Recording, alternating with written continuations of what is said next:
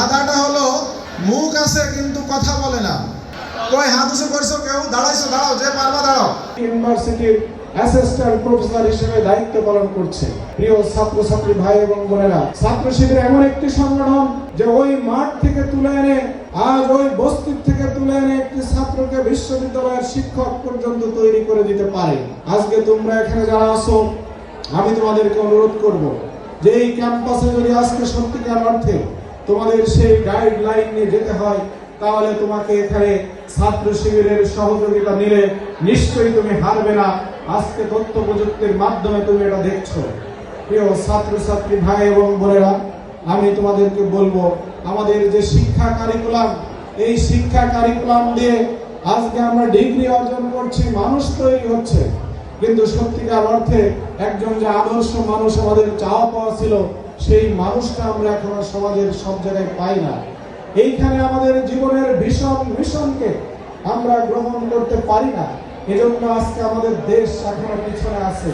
আমি আগে একদিন বলছিলাম এই হলরুমে এ প্লাস সংবর্ধনায় যে বাংলাদেশের কোনো খেটে খাওয়া কৃষক, মজুর, শ্রমিক তারা কি কেউ দুর্নীতি করে? বলো আমাকে। তারা কেউ দুর্নীতি করে না। দুর্নীতি করে কারা? তোমার মতো, আমার মতো public university, medical university, engineering university থেকে যারা সর্বোচ্চ ডিগ্রি নিয়ে বের হয়েছে, তারাই আজকে সরকারের বিভিন্ন পদে বসে, চেয়ারে বসে বসে তারা আজ দুর্নীতির পাহাড় তৈরি করে। এই জন্য আজ আমরা যারা আছি, আমাদেরকে সিদ্ধান্ত নিতে হবে যে আমার শিক্ষা আমাদেরকে সেই দুর্নীতি দেয়, দুর্নীতি করতে শিখাবে। আমরা একটা ছেলেকে যখন বলি, ছোটবেলায় এমন কি করতাম আমরা, এখন আছে কিনা আমি জানি না, যে 1 লিটার দুধের ভিতরে যদি 1/2 লিটার পানি মিশ্রণ করা হয়, সেই দুধ বিক্রি করে কি পরিমাণে মুনাফা হয়। তাহলে একজন কমলমতি শিশুকে শিক্ষা দেওয়া হয় যে তুমি কিভাবে একটা দুধের ভিতরে তুমি ভেজাল দিবা। এটাই হলো আমাদের শিক্ষা।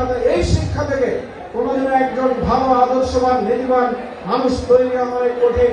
আমি তাই তোমাদেরকে অনুরোধ করবো, তুমি যদি তোমার ধর্মের কাছে ফিরে যাও, তাহলে তুমি সেই নীতি আদর্শকে তুমি সেখান থেকে শিখতে পারবে।